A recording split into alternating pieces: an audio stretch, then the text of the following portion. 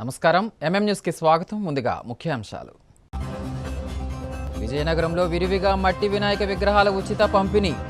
పర్యావరణ హితంగా వినాయక చవితి జరుపుకోవాలని పిలుపునిచ్చిన ప్రముఖులు. ఆరోగ్య పరిరక్షణ కోసం సైక్లింగ్ ఉత్తమమైన మార్గమన్న ఏఆర్డీఎస్పీ థామస్ రెడ్డి.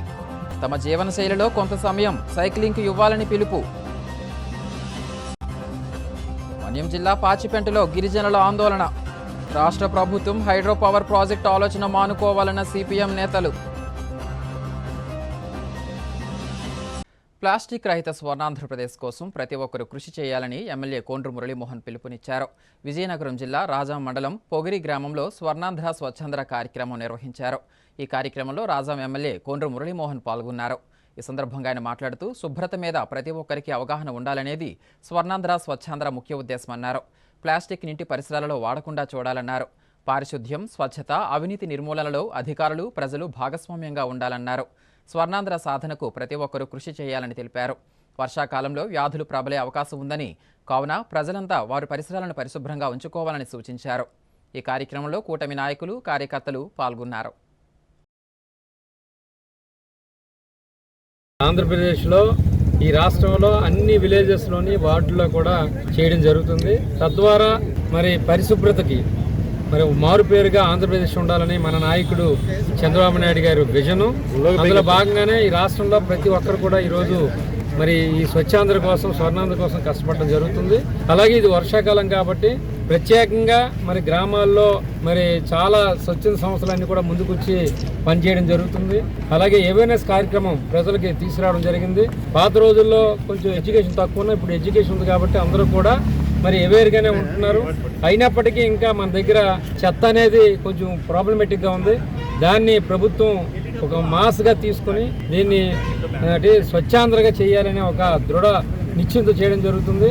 ప్రజలందరికీ తెలియజేయంటే మన నాయకుడు మరి చంద్రబాబు నాయుడు గారు, మన ముఖ్యమంత్రి గారు ఒకటే చెప్తున్నారు, ఈ రాష్ట్రం అన్ని విధాల నెంబర్ 1 ఉండాలంటే మనకి టూరిజం కూడా పెరగాలి. టూరిస్టులు రావాలంటే పరిశుభ్రంగా ప్రతి ప్రాంతం ఉండాలి. ఒక్క విశాఖపట్నం లేకపోతే విజయవాడ కాదు, ప్రతి గ్రామం, ప్రతి వార్డు, ప్రతి అంటే మన ఆంధ్రప్రదేశ్ వస్తే కన్నుల పండుగగా టూరిస్ట్కి ఉండాలి. ఎందుకంటే దేశం అంతా కూడా ఆంధ్రప్రదేశ్ వైపు ఈరోజు చూస్తుంది.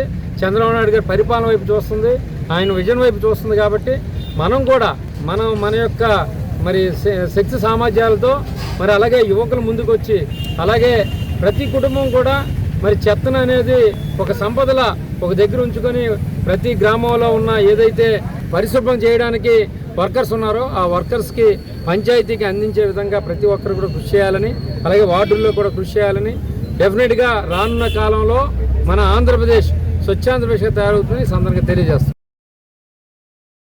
విజయనగరం పట్టణంలోని 28వ డివిజన్ రాజీవ్ నగర్ కాలనీలో గల తెలుగుదేశం పార్టీ కార్యాలయంలో టీడీపీ నాయకుడు సారిక శ్రీకాంత్ ఆధ్వర్యంలో వినాయక చవితి సందర్భంగా మట్టి వినాయక విగ్రహాల పంపిణీ కార్యక్రమం నిర్వహించారు.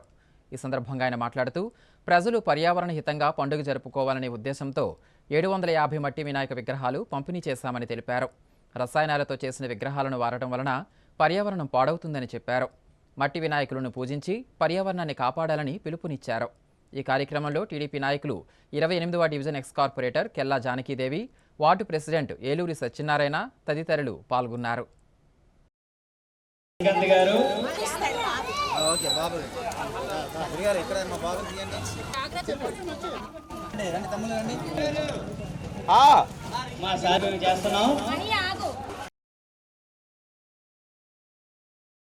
అందరికీ వినాయక చవితి శుభాకాంక్షలు. రాజీవ్ నగర్ కాలనీ వార్డులో మొత్తం 750 మట్టి విగ్రహాలు పంపిణీ చేయడం జరుగుతుంది. అందరూ వచ్చి చిన్నవాళ్ళు, పెద్దవాళ్ళు అందరూ వచ్చి ఆ విగ్రహాలు పట్టుకొని వెళ్ళి అందరింట్లో హ్యాపీగా వినాయక చవితి జరుపుకోవాలని మా కోరిక. ప్లాస్టర్ ఆఫ్ ప్యారిస్ కానీ ఇంకేమైనా కెమికల్స్తో తయారైన విగ్రహాలను కాకుండా ఈ మట్టి విగ్రహాలను తీసుకొని వెళ్ళి అందరూ వినాయక చవితిని జరుపుకొని మన పర్యావరణాన్ని కాపాడే బాధ్యత మీ అందరి చేతుల్లోనే ఉంది. అందరికీ మన వార్డు వినాయక చవితి వస్తుంది కాబట్టి అందరికీ ముందుగా శుభాకాంక్షలు. మేము ఈ మట్టి విగ్రహాలని ఎందుకు పంపిణీ చేస్తున్నామంటే నదులు, చెరువులు కలుషితం కాకుండా ఉండాలి. మళ్ళీ అందరూ ఇది తెలుసుకోవాలి. ఇప్పుడు రంగులేసి రకరకాల అట్నే నదులు చెరువులు చేపలు దానివల్ల అన్ని చనిపోతున్నాయి లోపల. చాలా కలుషితంగా మారి ప్రజలకి చాలా చెడుగా వస్తుంది. కాబట్టి ఈ మట్టి విగ్రహాలనే అందరూ పూజించి ఈ మట్టి విగ్రహాలనే నదులు చెరువుల్లోన కలిపి మన సాంప్రదాయాన్ని మనం గౌరవించవలసిందిగా కోరుచున్నాం. మా 28వ డివిజన్ రాజనగర్ కాలనీలో గల మా పార్టీ ఆఫీస్ నందు మట్టి వినాయకుని పంపిణీ కార్యక్రమం చేపట్టడం జరిగింది. ఈరోజు వార్డులో గల అందరూ వచ్చి ఇవన్నీ స్వీకరిస్తున్నారు. దానికి మేము ఎంతో ఆనందం తెలియజేస్తూ ప్లాస్టర్ ఆఫ్ ప్యారిస్ కానీ ఇతర కెమికల్స్ కానీ వాడకుండా కేవలం మట్టి విగ్రహాలనే మేము పంపిణీ చేయడం జరుగుతుంది. దీనివల్ల ఇది నిమజ్జనం సమయంలో కానీ చెరువులో చాలా పరిశుభ్రంగా కలుస్తూ పర్యావరణానికి ఏ ఇబ్బంది లేకుండా ఉంటుందని మేము ఈ కార్యక్రమం చేపట్టడం జరిగింది. ఇది మట్టి విగ్రహాలు పంపిణీ చేయడం చేత మా పర్యావరణ పరిరక్షణకి మేము ముందడుగు వేస్తూ ఈ కార్యక్రమాన్ని కొనసాగిస్తాం. మొత్తం 750 విగ్రహాలు పంపిణీ చేయడం జరుగుతుందండి. పార్వతీపురం మన్యం జిల్లా జియ్యమ్మవలస మండలం తాలుడమ్మ గ్రామం తెలగ వీధిలో నివాసం ఉంటున్న పల్లెం శ్రీరామమూర్తి ఇంట్లో విద్యుత్ షార్ట్ సర్క్యూట్ కారణంగా అగ్ని ప్రమాదం జరిగి 2 పెంకుటిళ్లు పూర్తిగా దగ్ధమయ్యాయి. స్థానికులు చినమేరంగి పోలీసులకు సమాచారం అందజేయడంతో ఇన్ఛార్జ్ ఎస్ఐ ప్రశాంత్ కుమార్ ఆధ్వర్యంలో గుమ్మలక్ష్మీపురం అగ్నిమాపక సిబ్బంది సంఘటనా స్థలానికి చేరుకుని మంటలను ఆర్పివేశారు. ఈ ఘటనలో అదృష్టవశాత్తు ఎలాంటి ప్రాణ నష్టం జరగకపోగా సుమారు 5 లక్షల ఆస్తి నష్టం వాటిల్లిందని కుటుంబ సభ్యులు ఆవేదన వ్యక్తం చేశారు. కట్టుబట్టలతో మిగిలిపోయిన తమను ప్రభుత్వం ఆదుకోవాలని విజ్ఞప్తి చేస్తున్నారు.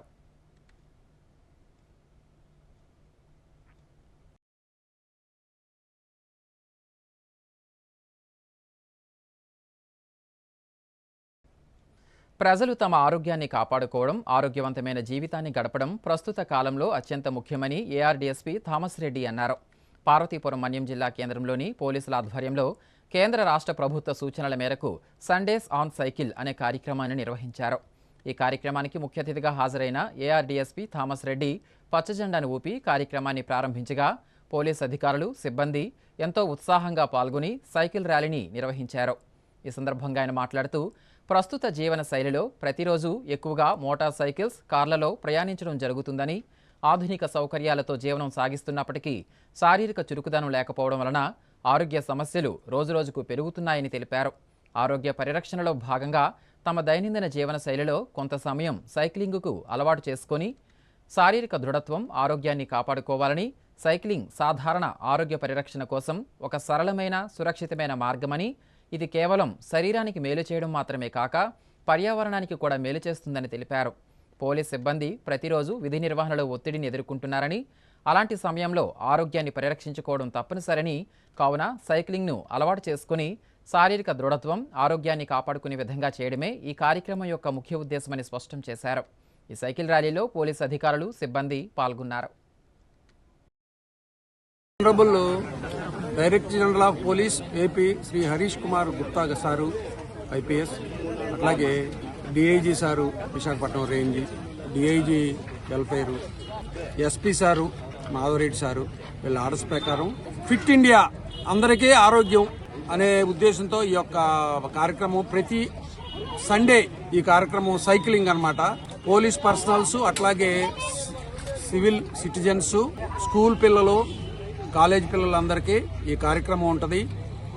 ఈరోజు ఫస్ట్ డే కాబట్టి కొంచెం తక్కువ మంది గ్యాదర్ అయ్యారు. నెక్స్ట్ సండే నుంచి ఇంకా గ్యాదరింగ్ బాగా చేసి ఆరోగ్యం కోసం కాబట్టి ఇది ఇక్కడ నుంచి జూనియర్ కాలేజీ ఈ గ్రౌండ్ నుంచే పార్టిసిపేషన్ జరుగుద్ది. వేరే ఒక రూట్, ట్రాఫిక్ లేని రూట్కి వెళ్ళి అందరికీ ఆరోగ్యం కార్యక్రమం. ఇది మంచి కార్యక్రమం. మా డీజీ గారి ఆదేశాల మేరకు అందరూ ఆరోగ్యంగా ఉండాలనే ఉద్దేశంతో మా యూనిట్ ఆఫీసర్ గారు, ఎస్పీ సారు వీరు ఉత్తర్వుల ప్రకారం ఈ కార్యక్రమం చేపట్టడం జరుగుతుంది. ప్రతి సండే మార్నింగ్ ఈ కార్యక్రమం జూనియర్ కాలేజీ గ్రౌండ్ నుంచి జరుగుద్ది. ఇందులో స్పోర్ట్స్ వాళ్ళని, స్టూడెంట్స్ని, అట్లాగే స్కూల్ పిల్లల్ని, సిటిజన్స్ని అందరినీ పార్టిసిపేట్ చేసే విధంగా ఎంకరేజ్ చేస్తాం. ప్రతి ఒక్కళ్ళు పార్టిసిపేట్ చేయొచ్చు. ఇక్కడ నుంచి ఒక 5 km వెళ్ళటం, 5 km రావటం జరుగుతుంది. ఎవ్రీ సండే జరుగుద్ది. కాసేపు విరామం.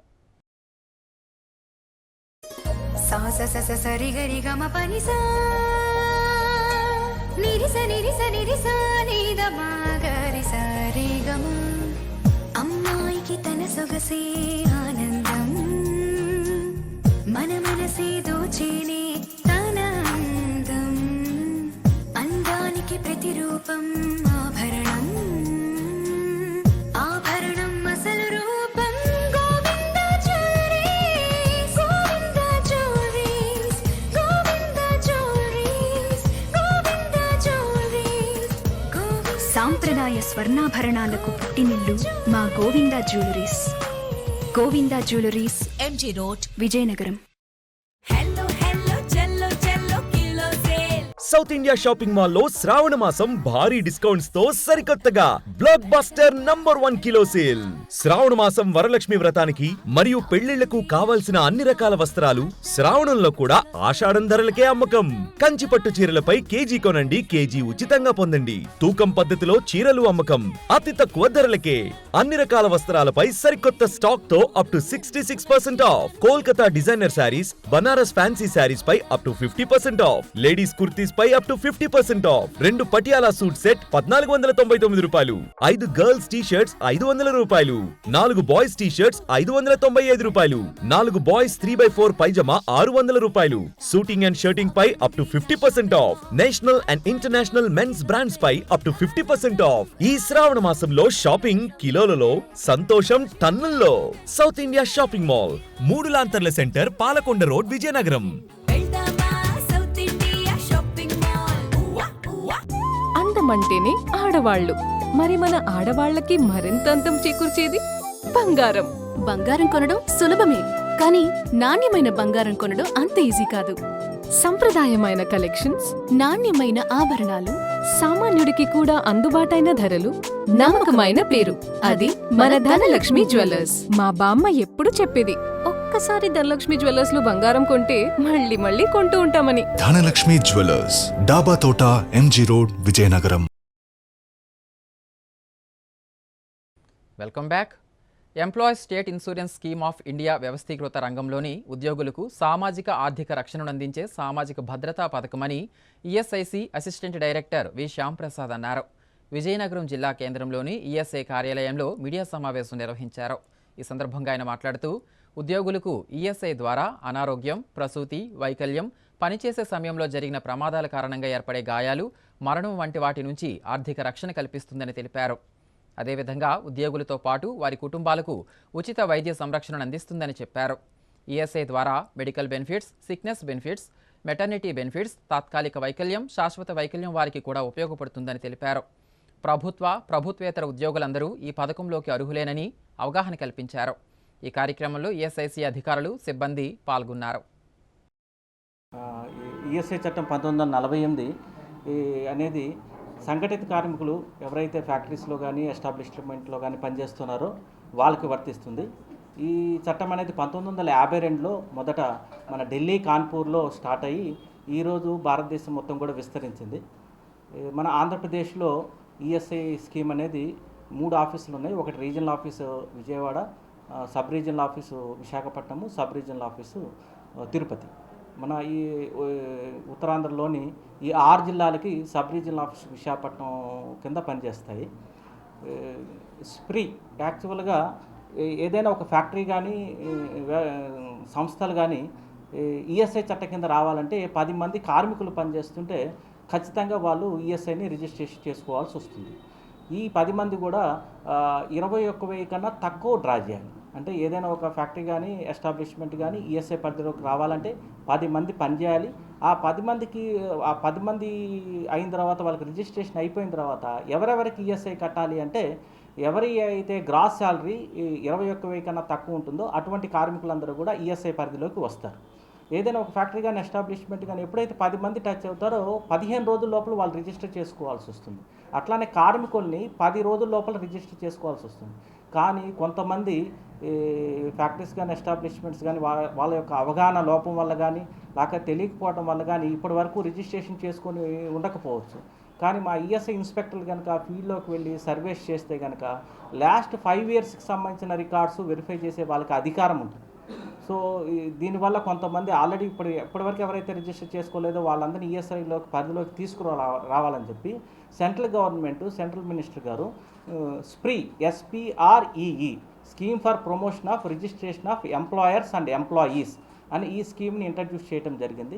దీని యొక్క విండో పీరియడ్ వచ్చేటప్పటికి మనకి 1 జూలై 2025 నుంచి 31 డిసెంబర్ 2025 వరకు, అంటే ఈ 6 నెలల కాలములో విండో పీరియడ్లో ఎవరైతే ఫ్యాక్టరీస్ కానీ ఎస్టాబ్లిష్మెంట్ అంటే సినిమా హాల్ కావచ్చు, ప్రింటింగ్ ప్రెస్లు కావచ్చు, లేకపోతే రవాణా సంస్థలు కావచ్చు, స్కూల్స్ కావచ్చు, ప్రైవేటు హాస్పిటల్స్ కావచ్చు, ల్యాబ్స్ కావచ్చు, లేబర్ సప్లై కాంట్రాక్టర్స్ కావచ్చు, ఎవరైనా కావచ్చు, ఏదైనా ఒక సంస్థ 10 మంది పనిచేస్తుంటే ఆటోమేటిక్గా వాళ్ళు ఈఎస్ఐ పరిధిలోకి రావాలి.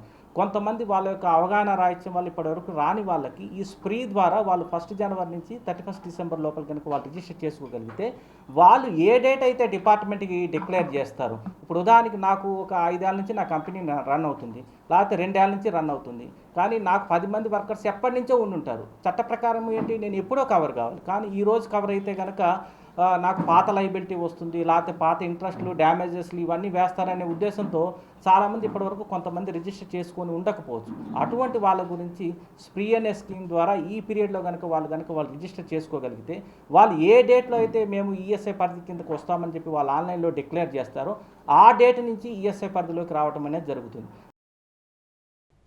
అస్సాం రాష్ట్రంలో త్వరలో జరగనున్న జాతీయ స్థాయి పోటీలకు ఆంధ్రప్రదేశ్లోని 26 జిల్లాల నుండి గ్రామస్థాయి వరకు అభ్యర్థులు సన్నద్ధం కావాలని Tang Soo Do sports federation of Andhra Pradesh chairman D Polarao పిలుపునిచ్చారు.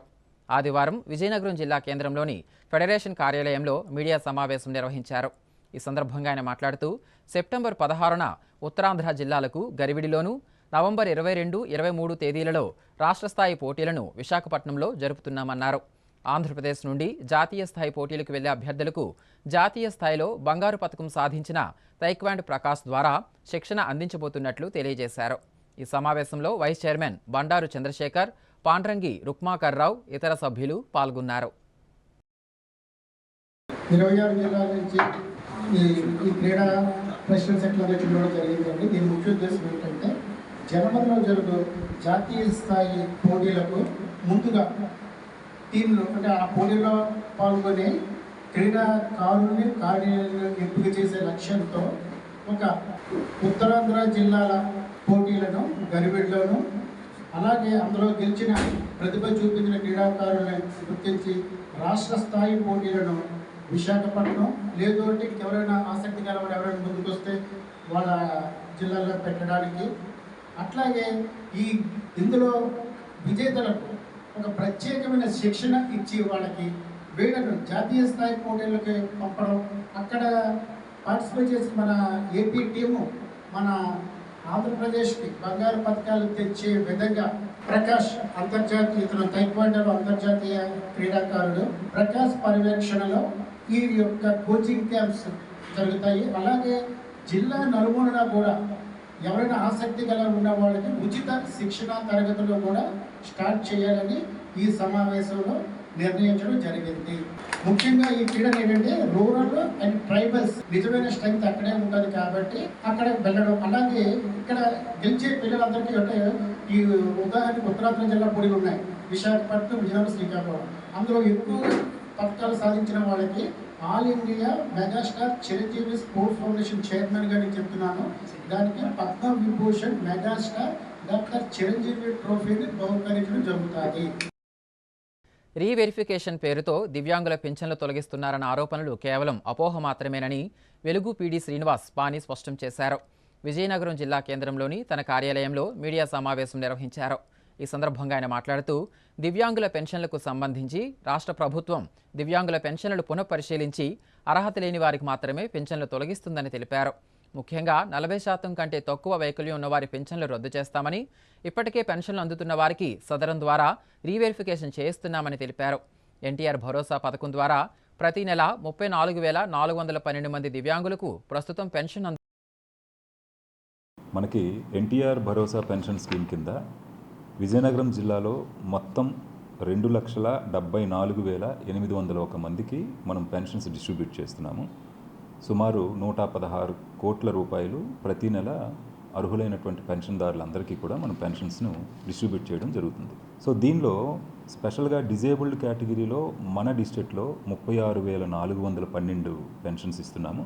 అలాగే డిఎం అండ్ హెచ్ఓ ఒక 951, CKDU అంటే ఇవన్నీ హెల్త్ పెన్షన్స్ అంటారు, అవి ఒక 317 ఇస్తున్నాం. అయితే రీసెంట్గా జరిగినటువంటి సదరం రీఅసెస్మెంట్లో especially disabled pensions, health pensions ఏవైతే ఇచ్చామో వాటికి మళ్ళీ రీఅసెస్మెంట్ అనేది సదరం స్లాట్ల ద్వారా మనం కండక్ట్ చేయడం జరిగింది. రీఅసెస్మెంట్ జరిగిన తర్వాత మెడికల్ ప్యానల్ వాళ్ళకు ఉండేటటువంటి కరెక్ట్ డిజేబిలిటీ పర్సంటేజ్తో సర్టిఫికేట్లను జనరేట్ చేయడం జరిగింది. ఇలా జనరేట్ చేసిన తర్వాత దాదాపు మనం ఒక 8,557 మందికి మనం నోటీసులు సర్వ్ చేసాం. దీనిలో 2 రకాల నోటీసులు ఉన్నాయండి. కొంతమందికి ఒక కేటగిరీ నుంచి ఇంకో కేటగిరీ లోపలికి పెన్షన్ మార్చబడింది వాళ్ళ తాలూకా ఎలిజిబిలిటీ క్రైటీరియా బట్టి. అలాంటి వాళ్ళు దాదాపు 1787 మంది ఉన్నారు. వాళ్ళకి పెన్షన్ ఆగిపోదు, వస్తుంది. బట్ ఏంటంటే వాళ్ళ ఎలిజిబిలిటీ నుంచి ఒక కేటగిరీ నుంచి ఇంకో కేటగిరీలోకి షిఫ్ట్ అయ్యారు అంతే. ఇకపోతే డిజేబుల్డ్ పెన్షన్స్లో మనకి నిన్న గౌరవ ముఖ్యమంత్రి వర్యులు నారా చంద్రబాబు నాయుడు గారి తాలూకా ఆదేశాల మేరకు మా గౌరవ మంత్రివర్యులు కొండపల్లి శ్రీనివాస్ గారి తాలూకా ఇన్స్ట్రక్షన్స్ మేరకు ఎవరైతే కొంతమందికి టెంపరీ సర్టిఫికెట్స్ సర్వ్ చేశారు. మనందరికీ తెలుసు 2016లో సెంట్రల్ గవర్నమెంట్ ఒక జీవో రిలీజ్ చేసింది. ఆ జీవో ప్రకారం 18 బిలో ఎవరైనా ఏజ్ కలిగి ఉండి ఉన్నట్టయితే జన్మతః కొన్ని ఇష్యూస్ కనుక వచ్చినట్టయితే వాళ్ళకి పర్మనెంట్గా సదరం సర్టిఫికేట్ ఇవ్వడానికి లేదు, వాళ్ళకి టెంపరీ సర్టిఫికేట్ ఇస్తారు. అలాగే 18 ఇయర్స్తో సంబంధం లేకుండా during the course of time ఏవైనా యాక్సిడెంట్స్ కానీ అన్డ్యూ ఈవెంట్స్ జరిగి డిజేబిలిటీ కనుక వచ్చినట్టయితే వాళ్ళకి కూడా పర్మనెంట్ సదరం సర్టిఫికేట్ ఇవ్వరు. కారణం ఏంటంటే during the course of time వాళ్ళ తాలూకా హెల్త్ కానీ లేదంటే ఆ ఇష్యూ ఆ డిజేబిలిటీ కానీ మెరుగయ్యే అవకాశం ఉంది కాబట్టి ఒక 2 ఇయర్స్ 3 ఇయర్స్ టైంకి టెంపరీ సర్టిఫికేట్స్ ఇస్తారు.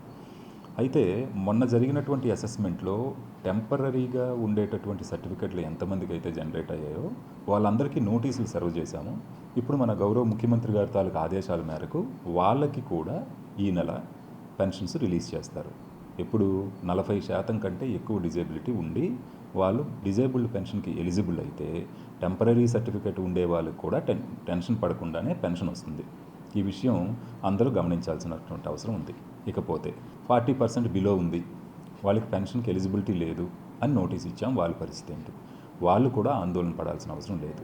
వాళ్ళు ఆ నోటీసును అందుకున్న వెంటనే కన్సర్న్ ఎంపీడీఓలను కానీ మున్సిపల్ కార్పొరేషన్లో ఉండే కమిషనర్స్ని కానీ కలిసి అపీల్ చేసుకునే అవకాశం కూడా గవర్నమెంట్ ఇచ్చింది. అంటే ఏ రోజైతే మనకి నోటీస్ అందుకుంటారో అక్కడి నుంచి 30 రోజుల లోపల వాళ్ళు మళ్ళీ అపీల్ చేసుకునేటటువంటి అవకాశం ఉంది. ఇలా అపీల్ చేసుకున్న వాళ్ళందరికీ మళ్ళీ కొత్తగా సదరంలో స్లాట్లు కేటాయించి ఏ రోజు వాళ్ళకి అసెస్మెంట్ చేస్తారు, ఎక్కడ చేస్తారు అనే విషయం కూడా కన్సర్న్ ఎంపీడీఓలు మున్సిపల్ ఆఫీస్ నుంచి వాళ్ళకి నోటీసుల ద్వారా ఇన్ఫర్మేషన్ ఇచ్చి మళ్ళీ వాళ్ళకి రెండోసారి అసెస్మెంట్ చేస్తారు. రెండోసారి చేసిన అసెస్మెంట్లో కనుక నిజంగా 40% అబవ్ కనుక వాళ్ళకి డిజబిలిటీ ఉంది అనుకుంటే ఖచ్చితంగా వాళ్ళకి పెన్షన్స్ వస్తాయి. ఒక్క మాటలో చెప్పాలంటే ఎలిజిబిలిటీ ఉండేటటువంటి ఏ ఒక్కరికి పెన్షన్ పోయే పరిస్థితి లేదు. దయచేసి అందరూ ఈ విషయాన్ని అర్థం చేసుకోండి. ఎలిజిబిలిటీ ఉంది 40% అబవ్, 40% అనేది ఒక లైన్గా పెట్టుకున్నారు. దానికంటే ఎడిషనల్గా ఎంత ఉన్నా 40% ఉన్నా అబవ్ ఉన్నా వాళ్ళకి ఖచ్చితంగా పెన్షన్ వస్తుంది. ఇప్పుడు నోటీస్ వచ్చిందని ఆందోళన పడాల్సిన అవసరం లేదు. నోటీస్ వచ్చిన వాళ్ళు ఎలిజిబిలిటీ వాళ్ళు ఉన్నట్టయితే అపీల్ చేసుకొని సదరం ద్వారా మళ్ళీ రీఅసెస్మెంట్లో వాళ్ళు ఎలిజిబుల్ అని తెలిస్తే పెన్షన్ వస్తుంది. యాక్చువల్లీ టెంపరీ పెన్షన్స్ ఎవరికైతే సర్టిఫికెట్లు ఉన్నాయో ఆల్రెడీ వాళ్ళ దగ్గర సదరం సర్టిఫికెట్ ఉంది. దానిలో ఎంత పర్సంటేజ్ ఆఫ్ డిజబిలిటీ ఉంది అనేది కూడా దానిలో నోట్ చేసి ఉంది. ఆ డిజబిలిటీ ఎంత అయితే ఉందో దానికి అనుగుణమైనటువంటి అమౌంట్ వాళ్ళకి వస్తుంది. పార్వతీపురం మన్యం జిల్లా పాచిపెంట మండలం గిరిజన గ్రామాలలో Navayuga engineering company hydro power project పేరుతో గిరిజనుల ప్రమేయం లేకుండా హైడ్రో పవర్ ప్రాజెక్టు సిబ్బంది సర్వేరాలను వేయడం దుర్మార్గమని సతాబీ సర్పంచ్ శిల్పజన్ని రామయ్య ఆవేదన వ్యక్తం చేశారు. ఈ మేరకు సిబ్బంది వేసిన సర్వేరాలను తొలగించాలని డిమాండ్ చేస్తూ సిపిఎం ఆధ్వర్యంలో నిరసన కార్యక్రమం చేపట్టారు. ఈ సందర్భంగా సర్పంచ్ రామయ్య మాట్లాడుతూ రాష్ట్ర ప్రభుత్వం హైడ్రో పవర్ ప్రాజెక్టు ఆలోచన మానుకోవాలని సూచించారు. గిరిజనులు పోరాడి సాధించుకున్న హక్కులను కాలరాస్తున్నారని మండిపడ్డారు. ఆదివాసీ గిరిజన మహిళ శిల్పజన్ని సన్నమ్మ మాట్లాడుతూ ప్రాణాలైనా వదులుకుంటాం గానీ హైడ్రో పవర్ ప్రాజెక్టుకు భూములు ఇచ్చేది లేదని స్పష్టం చేశారు. సిపిఎం జిల్లా కమిటీ సభ్యుడు కోరాడ ఈశ్వరరావు మాట్లాడుతూ 1400 మెగావాట్లు విద్యుత్ ఉత్పత్తి ఏర్పాటు చేసేందుకు ప్రయత్నంలో భాగంగా గిరిజన భూములను స్వాధీనం చేసుకుని గిరిజనులకు హక్కులు లేకుండా చట్టాలను మార్పు చేయడం అన్యాయమన్నారు. ఈ కార్యక్రమంలో సిపిఎం నాయకులు గిరిజనులు పాల్గొన్నారు.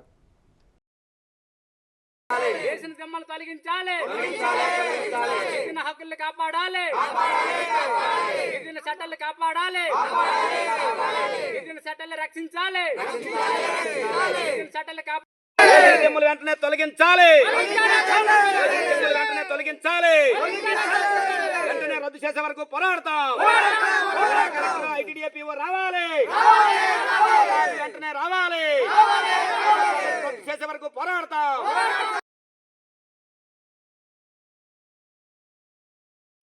మా తాతల తండ్రి ఉన్నప్పుడు ఇక్కడ ఉన్న వాళ్ళకి మాకు పరిచయం అన్ని మేము భోజనం కురుతున్నోళ్ళే అడవంట మేము ఎదుర్కొమ్మలు తిన్నోళ్ళే అన్ని మేము తారి దిబ్బలు కూడా తిన్నోళ్ళే ఇలాంటి ఇబ్బందులు ఇరుకులు మేము ఉండము ఇక్కడ అన్ని మాకు ఇక్కడ దొరుకుతుంది ఎక్కడ మాకు వెళ్ళవద్దు చచ్చిపోతే ఇక్కడ చచ్చిపోతాము ఉంటే ఇక్కడ ఉంటాము మా అమ్మలు నాన్నలు ఉన్నప్పుడే ఇక్కడే చచ్చిపోతాము కానీ ఇక్కడ వెళ్ళాము ఇది మొత్తం తీయాలి ఎవరు తెలియకుండా వేసినారు అప్పుడు కూడా వేసినప్పుడు కూడా అన్నాను ఇక్కడ ఎవరు చెప్పుతే వేసినారు ఎవరు చెప్పుతే తగున్నారు అనుకున్నాను నేను లేదు ఉడుకోలేదు పలుకోలేదు ఇప్పుడు మాట్లాడలేదు ఎవరు చెప్పుతే తగ్గుతున్నారు ఎవరు చెప్పుతే వేసినారు ఇక్కడ వేయడానికి అధికారం లేదని నేను ఈరోజు ఈ దిమ్మలు తొలగించాలని ఈ నిరసన కార్యక్రమం చేయడం అనేది జరిగింది గౌరవ సర్పంచ్ రామయ్య గారి ఆధ్వర్యంలో ఈ దిమ్మలు తొలగించకపోతే అధికారుల సమక్షంలోనే మరి ఈరోజు ప్రత్యక్షంగా ఈ తొలగించే కార్యక్రమం చేపట్టడం అనేది కూడా జరుగుద్ది ఈరోజు రాష్ట్ర వ్యాప్తంగా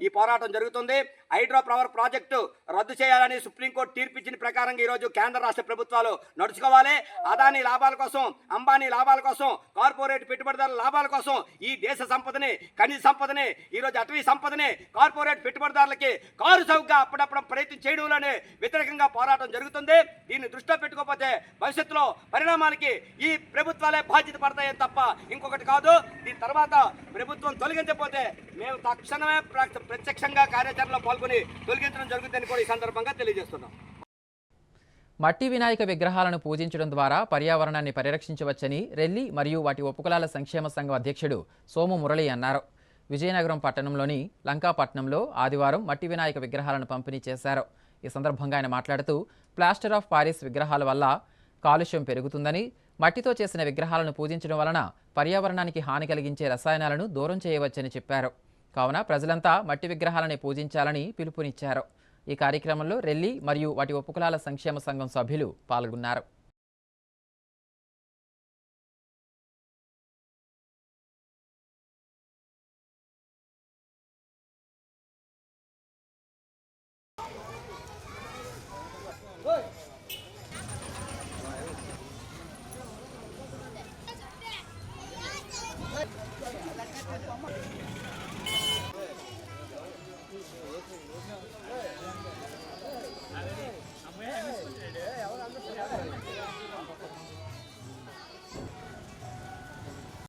లంకాపట్నం 19వ డివిజన్లోని శ్రీమతి సోము మాధవి గారు టీడీపీ నంబర్ లంకాపట్నం ప్రజలు పిల్లలు చదువుకునే పిల్లలు కలిపి పర్యావరణ పరిరక్షణ కార్యక్రమంలోని ఈ యొక్క స్వచ్ఛమైన మట్టితో తయారు చేసిన విఘ్నేశ్వరుడి యొక్క విగ్రహాలు పంపిణీ ఈ కార్యక్రమం అనేది ఈరోజు జరుగుతుంది అయితే పూర్వము మన యొక్క తాతల టైంలోనే స్వచ్ఛమైన మట్టితోనే మన యొక్క విఘ్నేశ్వరుడి యొక్క విగ్రహాలు తయారు చేసేవారు ఆ పూజ చేసి తర్వాత చెరువుల్లో కానీ నూతులో కానీ నదుల్లో కానీ ఆ యొక్క విగ్రహాలను నిమజ్జనం చేసినప్పుడు ఆ నీరు అనేది కలుషితం అయ్యేది కాదు ఆ నీరు జంతువులు తాగినా మనుషులు తాగినా ఎటువంటి హానికరం ఉండేది కాదు కానీ ఇప్పుడు ఈ కాలంలోనే ప్రజలందరికీ స్వచ్ఛమైన మట్టితో తయారు చేసిన విగ్రహాలు మాత్రం ప్రతి ఒక్కరు పూజించాలి ఆ కెమికల్స్తో తయారు చేసిన విగ్రహాలు మాత్రం ఎవరు పూజించకండి ఆ ప్లాస్టిక్తో